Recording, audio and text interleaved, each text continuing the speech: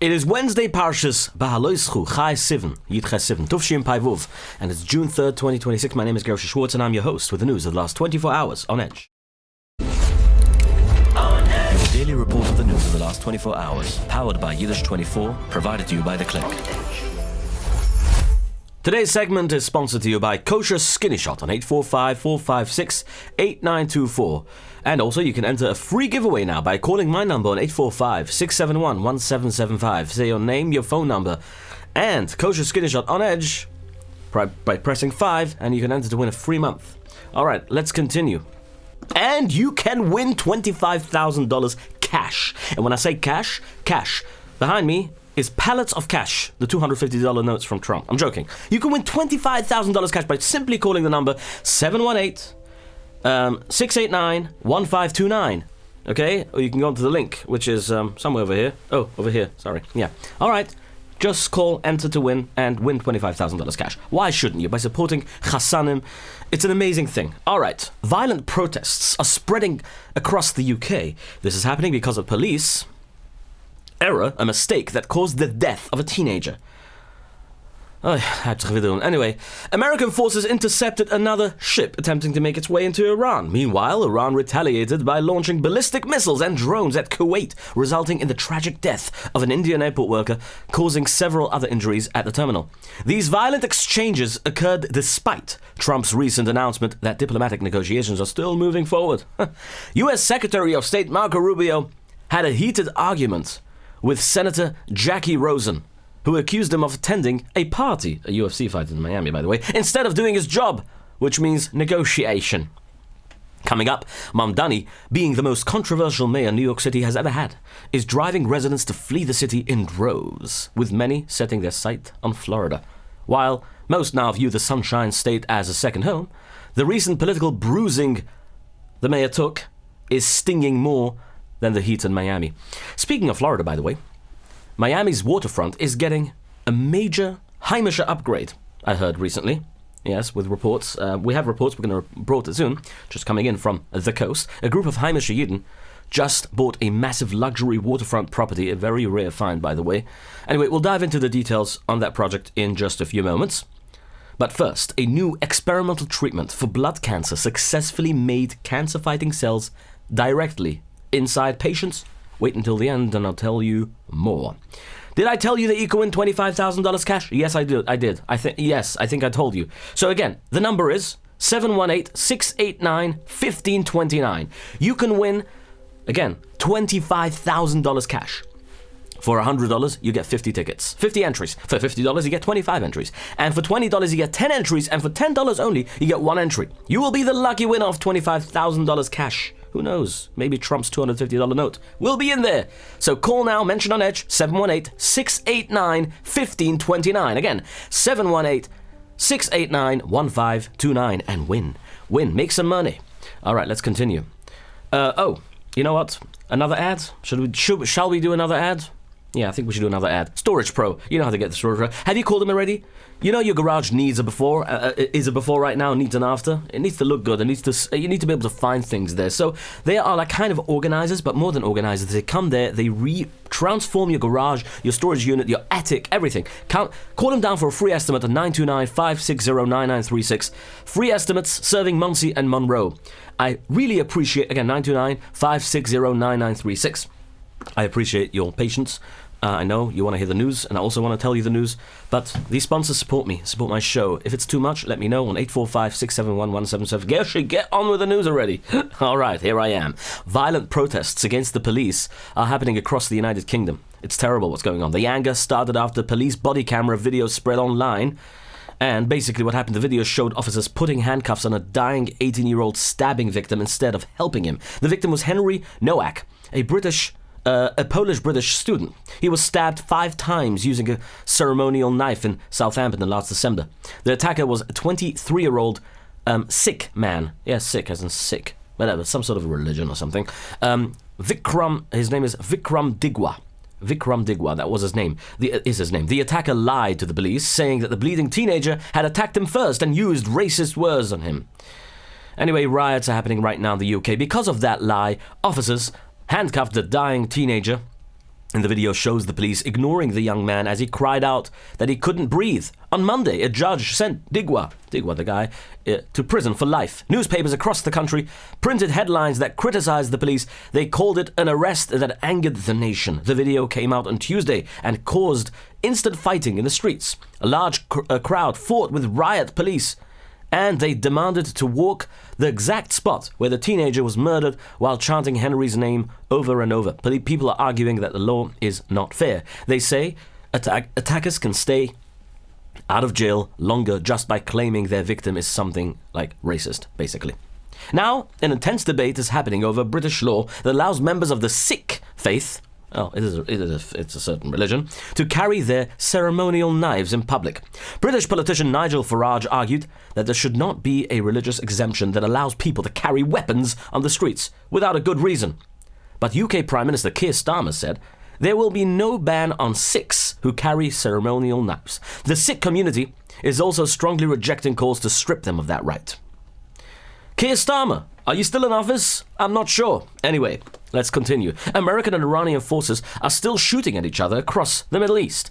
The most recent fight happened yesterday on Tuesday when the US stopped an oil tanker called the MT Lexi from reaching Iran, the Iranian port. The ship's crew ignored repeated warnings and directions over a 24-hour period. Because of this, an American airplane ultimately shot a missile into the ship's engine room to stop it. This is part of a blockade against the Iranian ports that the US started on April 13th. The blockade is still on. Since then, American forces have shot about 6 commercial ships and turned away 122 ships. Right after stopping the MT Lexi, American forces also shot down 3 Iranian suicide drones, the Shahed 136 drones. American forces also hit an Iranian ground control station in Qasem Island. Iran's Revolutionary Guard, the IRGC, responded by firing a wave of missiles and drones at American bases. The Iranian military claimed they successfully hit a US 5th Fleet headquarters in Bahrain and an air base in Kuwait, but the American military says those claims are completely false. American and Bahraini air defense forces were able to shoot down incoming weapons, incoming drones. Air raid sirens sounded in Saudi Arabia, and loud explosions shook northern Iraq, and as Iran targeted US bases in those areas, but not one of those weapons landed in any American bases. However, a major escalation happened today on Wednesday in the morning when 30 Iranian ballistic missiles, 30 ballistic missiles and drones were fired at Kuwait. Kuwait's military says they managed to shoot down 13 missiles and 17 drones, but several weapons got through and hit Terminal 1 at Kuwait International Airport. The strike caused severe damage to the main passenger building. One person, an Indian worker, was killed in the attack and 63 others, were injured. Officials say 7 of the wounded needed immediate emergency surgery. The casualties included airport workers, passengers, and civilians. Following the blast, the airport completely shut down all flights and started diverting incoming airplanes to neighboring countries. This attack comes after the United States military carried out strikes against Iranian targets. Iran claims Kuwait is letting the American military use its territory. Bahrain arrested 15 people who are accused of working with the IRGC against the kingdom's security. In Washington, Secretary of State Marco Rubio spoke to Congress for the first time since the war began. He shared new information about Iran's Supreme Leader Mujtaba Khamenei, who many thought to be dead already, myself included, by the way.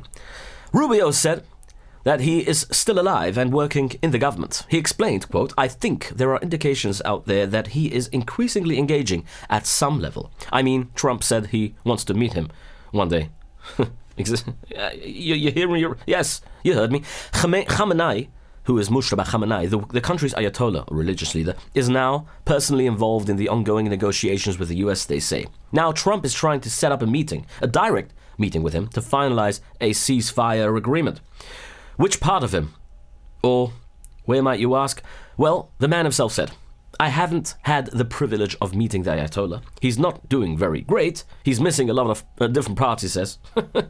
He is referring to the rumor that Khamenei lost a body part during one of the attacks on Iran, during the attacks that basically killed his father on February 28th on Shabbos. Being more serious, Trump said that he's still willing to bomb Iran if the negotiations basically fall through. He explained, "We don't need boots on the ground to achieve what we need in Iran."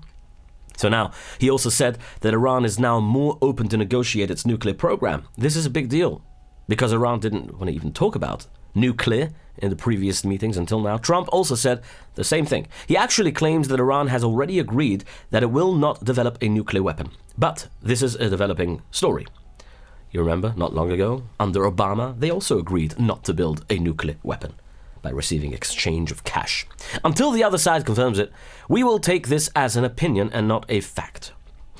Let's not forget who we're dealing with there. It's an ideology. It's not a democracy. An ideology which is very strong and very strict. For 47 years, this regime has been working exactly for this. They know how to do one thing, which is time. And they have time. Trump doesn't have time, because Trump is running out of office soon. They don't have such a thing. They can stay there. Pezeshkin, you heard it from his mouth himself. He said yesterday, he said 2 days ago when I mentioned it, he said that I will stay in my position until my last breath.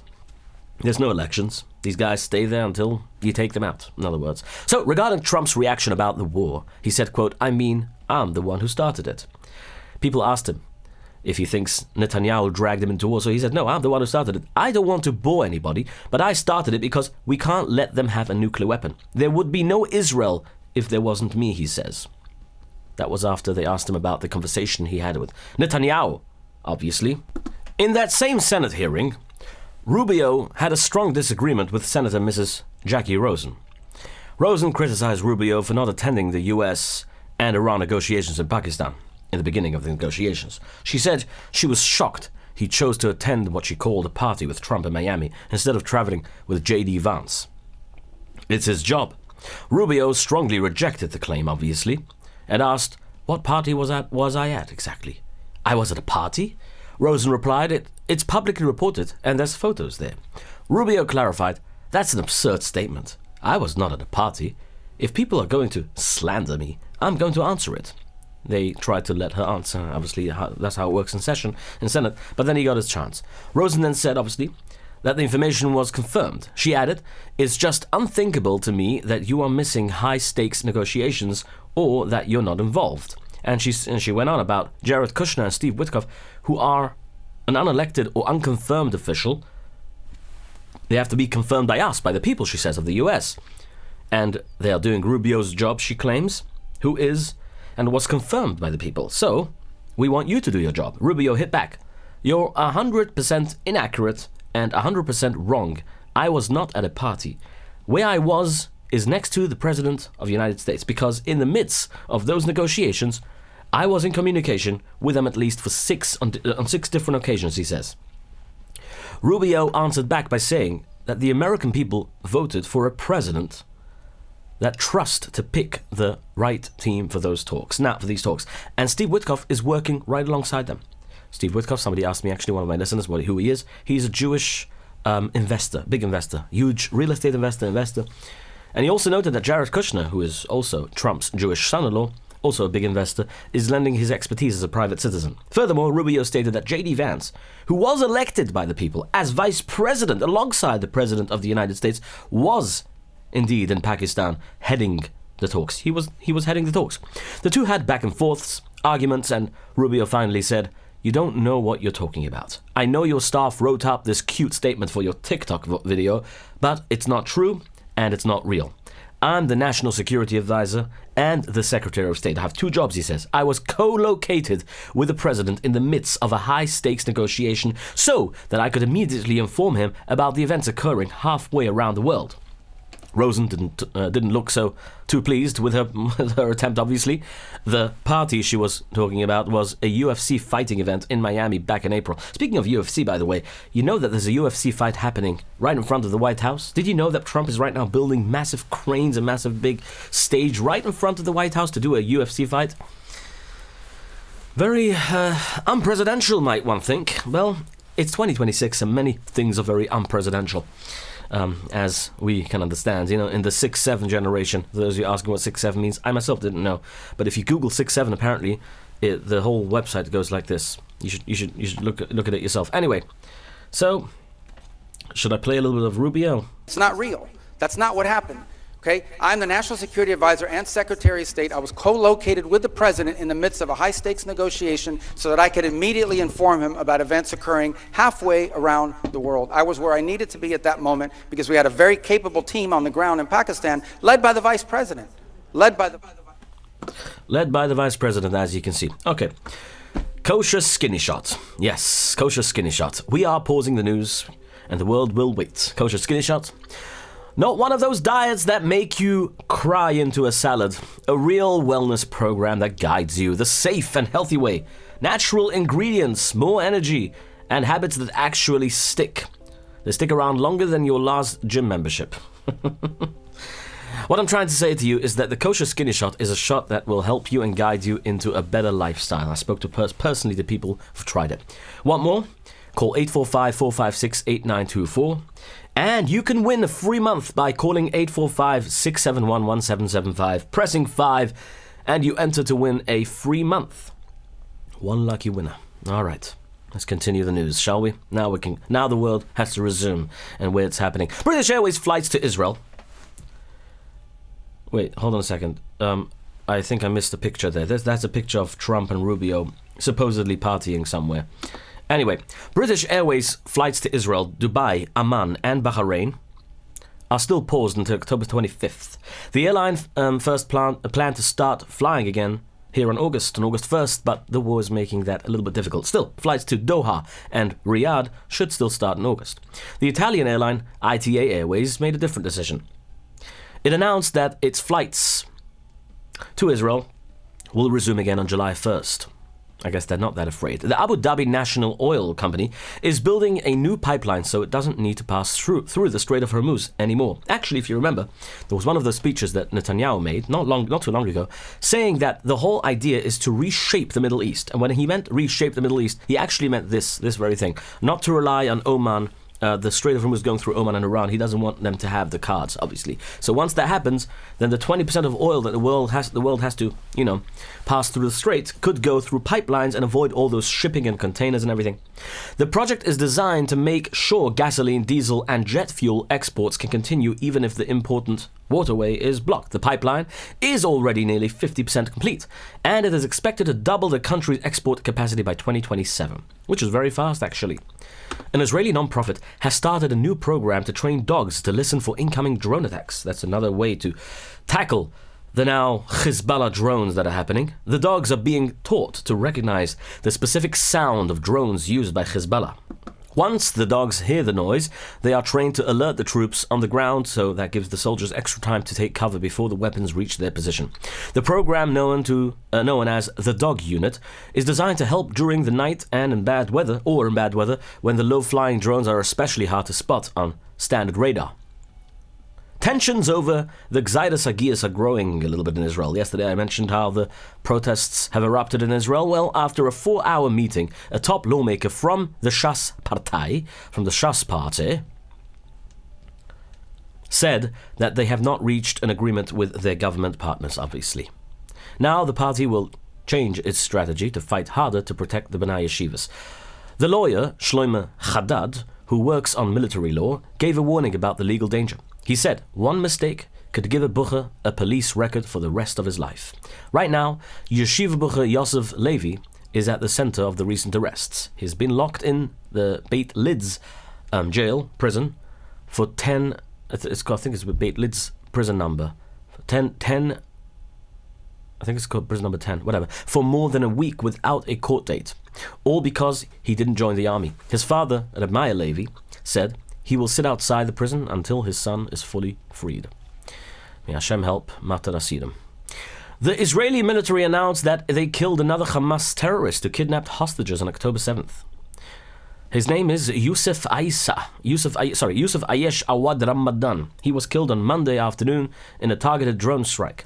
The strike hit near a city building in the central Gaza Strip. Ramadan, he's named after the festival Ramadan, was a leader after the for the Nukba Force terror group. On October 7th, he crossed into Israel and killed Yidden without Rachmanis, who were hiding in a bomb shelter. He just killed them with his gun, nothing, no questions asked, at the Re'im Junction.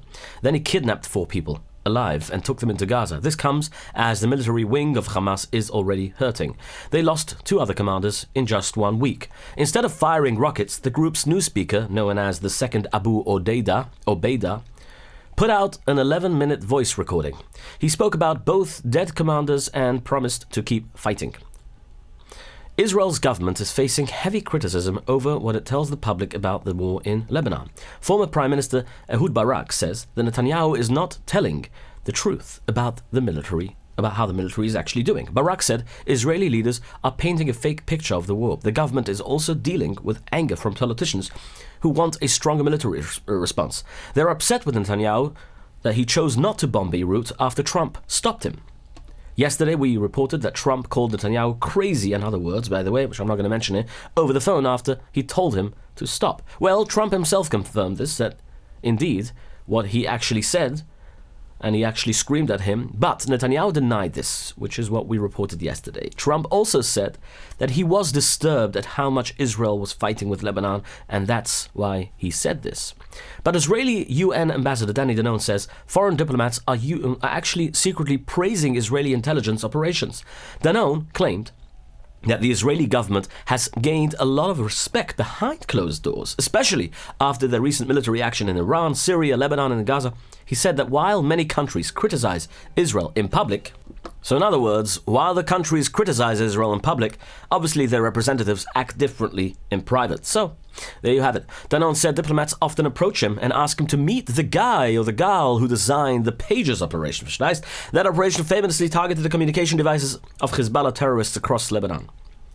Explosive devices. New Mossad chief that just became the new chief of Mossad, by the way. Roman Goffman, his name is. He explained that they have severely hit another Iranian group called Axis of Resistance. He said, quote, "The strategic reversal we caused to the Iranian axis and the plan to destroy Israel changed the power equation in the entire region." High vocabulary words, by the way, from him. The Shiite axis, which had inscribed on its banner, "The destruction of our state," was severely hit, but the work is not finished, he says. The Israeli government approved a repair budget for the north of the country, which has been badly damaged by the war. The money will pay for bomb shelters and local town repairs. The total amount is expected to be 13 billion shekels, which is about $4.5 billion. Very few government ministers showed up to the special meeting to approve this money. No mayors from the northern cities were even invited. Right after the money was approved, Netanyahu announced that he and Finance Minister Bezalel Smotrich created the plan. Netanyahu also promised to find a way to stop the drone threat from Hezbollah. He told the public that when the drones are stopped, people will move back to the north. Even with the arguments, officials say that Israel and Lebanon border, the conversations between Israel and Lebanon are still moving forward. Israeli and Lebanese teams are meeting in Washington for a fourth round of talks run by the U.S. State Department, obviously led by Marco Rubio. The U.S. ambassador to Lebanon, Michael Issa, or Michelle Issa, or Michael Issa, whatever his name is, or her name is. See, I'm not so familiar with these things. I think it's a woman, said that the first day went very well. Yeah, it's a man, he's a businessman, American Lebanese businessman, named Michelle Issa. And he said that the first day went very well. He expects a formal ceasefire covering all of Lebanon in the next few days. The plan would allow for talks without making Israel pull out its troops or stop its ground war. Interesting. How does that work? Anyway, but a top Hezbollah official demanded that any ceasefire must stop Israel from moving freely. While those talks happen in Washington, the Israeli military is warning Hezbollah terrorists hiding inside the Christian neighborhood of Tyre. They're saying over the past 24 hours, Israeli forces bombed many targets across southern Lebanon. They destroyed terror buildings and killed at least 4 people. Within minutes, they dropped over 6 tons of explosives on Hezbollah locations. Northern Israeli towns had almost 24 hours without rockets. Baruch Hashem, because of that, the military lifted some heavy safety rules in the north. But 1 reservist and 3 soldiers were recently hurt in a drone strike. The drones are terrible, either way. In other sad news, my friends, it hurts me to say this. Yesterday, an 8-year-old girl the story of an 8-year-old girl who passed away shook the entire Monsey, entire Jewish community, obviously. She was hit and killed by a car yesterday while riding her bicycle in Pomona. Her name was Shandel Herzberg, and she is the daughter of Yudi and Chumi Herzberg. She was riding at the corner of Tiffin Lane and I think it's Ravina Drive when a driver hit her. The driver claimed that she couldn't see her. She couldn't see from the inside of the car. Obviously, she's a small kid, and when kids ride their bicycles, cars have to be more vigilant. I'm not blaming anyone, But I'm just saying that what happened there is obviously a sign that we need to be more vigilant. We cannot know. It's all Hashem. Hashem runs the world. We don't know. But my heart goes out to the family, Nebuch, that suffered this. Rockland Hatzalah volunteers and other medics rushed to the scene to try and save her life, but she was taken to Nyack Hospital where, tragically, she was announced that she passed away. After the accident, volunteers from Misaskim and Chesed Shalemes came to the scene to make sure everything was done with proper respect, obviously. Hashem should help that they should find comfort, the family should find comfort, and this little girl's neshama should have an aliyah neshama, and she was a tzedekah, obviously, left our world so early and left this family Nebuch in pain. Cannot imagine. Nobody should ever have to experience such devastation. But we should all be vigilant and be careful. It's just important. By the way, the summer's coming now. Don't just take these things for granted. Get off your phones. Get off your phones and pay attention to your kids. A group of Heimish investors just bought a luxury waterfront property in Miami, Florida. The building is called I think it's Solana Bay, or Solana Bay, did I pronounce it right? Whatever. I think so. Anyway, so Coulter's Urban Division and BH Group developers started a joint venture for this 10-story building. Now, this 10-story building, it's a huge building by the way, is special because it has views of the ocean on 3 sides. Many Heimish Chevra, especially from New York City, say that this is a major new option for high-end living in Florida. Heimish families looking for a luxury second home in Florida are expected to act very quickly to get their spot. I mean, just looking at the building, by the way, it does indeed look like a 5-star waterfront resort. Imagine this being your apartment, just saying. Reports say the plan is to build exactly 8 high-end apartments. The units will feature beautiful water views, large layouts, and private balconies and luxury extras. Oh, imagine the sukkahs there, by the way. Anyway, yeah, you got to get your hands on those. Anyway, because it sits right in the water, it is one of the few properties of its kind available to the Jewish market. So, it is designed for exactly those families who want to flee Mamdani. I'm joking. Who want privacy and a resort lifestyle. So the building is located in a high-end neighborhood in South Florida. It will feel like living in a 5-star resort, people say this. And we'll share some more details as the project moves forward, obviously. So if you actually are interested in knowing what's going on there, maybe we'll find out more information about it. But it just caught my eye, so it's interesting. An apartment building, speaking of apartments, in London's Golders Green neighborhood, home to many from Yidden, obviously, in Bridge Lane, was target of another arson attack, a hate crime. A crazy man, walked into the building on Bridge Lane in northwest London and set fire to a baby stroller. When confronted by another one inside, the man quickly ran away. Residents managed to put out the flames themselves before the fire could spread, and thankfully no injuries were reported. Shomrim said it attended the scene, recovered evidence that belongs to the suspect, and is assisting police with CCTV inquiries to try and find this perpetrator and bring him to justice. A man who claims to have a bomb is holding hostages inside a Chase Bank downtown Bakersfield, California, my friends. Police say that the standoff started when the man made bomb threats and locked himself inside the building with people. Local police and FBI negotiators are talking to the man and trying very hard to get the trapped people out. So far, 2 hostages were freed. The exact number of hostages is still unknown by the police, but the police say that there have been no reported injuries or deaths. Win $25,000 cash. 718-689-1529. $100 can get you 50 tickets. $50 can get you 25 tickets. And $20 get you 10 tickets. And $10 for 1 ticket, 1 entry. And you'll be the lucky winner of $25,000 cash. Who knows? Maybe Trump's $250 note is there. Call now, mention on Edge on 718-689-1529 and win some cash. All right. Trump announced that Bill Pulte will be the new acting director of national intelligence. Tulsi Gabbard just left, right? This office manages 18 different spy agencies to put together the daily security report for the president. Pulte, like Solte, is currently the head of the Federal Housing Finance Agency and will split his time between both jobs. Looks like him and Marco Rubio can compare their rap sheets. Pulte takes over after Tulsi Gabbard, who quit last month after complaining that politics were getting in the way of honest intelligence reports. Well, that was one reason. Another reason, she said, is because her husband is battling cancer. The intelligence office is facing hard questions right now over how it tracks people. A new public report found that the office collects huge amounts of personal data from cell phones, cars, home appliances, and also easy passes, and also social media, and maybe even your clothes. Who knows? Critics are warning that Sulte might let politics change the spy reports. Senate Majority Leader John Thune told reporters that the government does not need a spy office used as a weapon.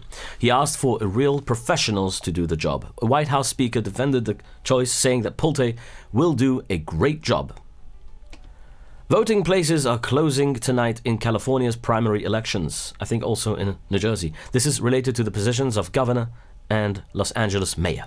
But it could be weeks before anyone knows who won, typically in those blue states. The long wait is caused by the state's mail-in vote laws, which are drawing complaints from both sides of the aisle. Election watchers Nate Silver called the slow counting highly embarrassing. As the counting drags on over the next few weeks, experts say that the late votes will likely help the Democratic candidates, like they always do, by the way.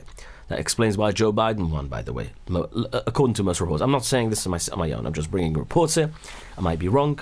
Don't quote me. Sorry. Didn't mean to say it. Didn't mean to anger people now. Why are you saying these things? Okay, I didn't say it. Next.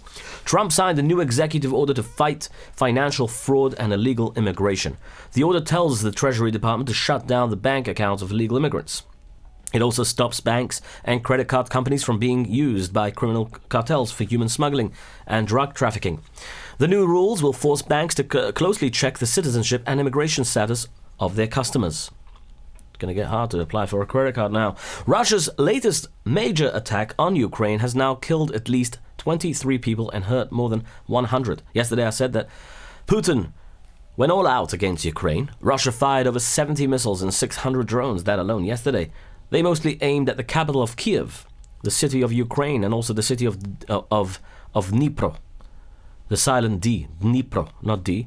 Officials warn that more dead bodies will likely be found under the broken buildings, the rubble. In response, Ukraine sent a huge group of attack drones over 500 miles into Russia, where the strikes started massive fires. The attack is very embarrassing for Putin, since it happened right before a big international business meeting he had.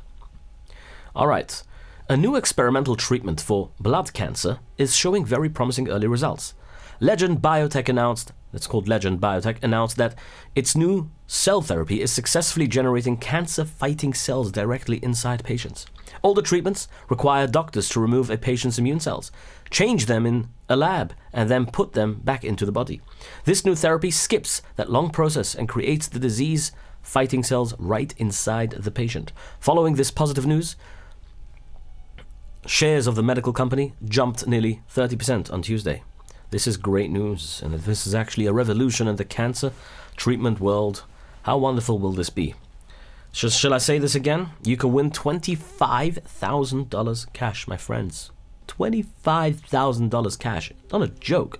Call 718-689-1529. Again, you can pay $100 to get 50 tickets, $50 to get 25 tickets, and $20 for 10 tickets, and $10 for 1 ticket.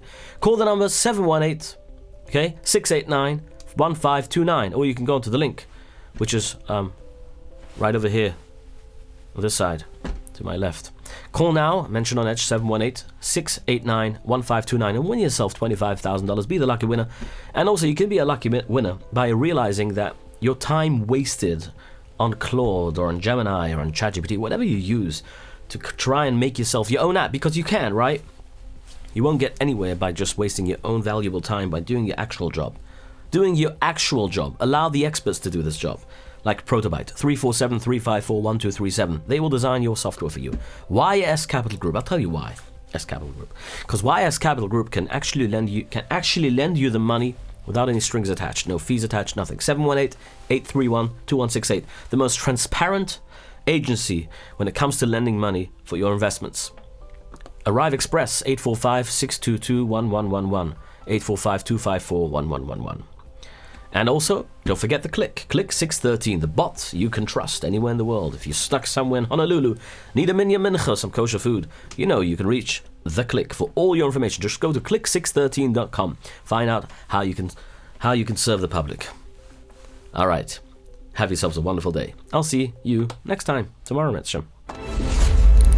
Your daily report of the news of the last 24 hours, powered by Yiddish24, provided to you by The Click.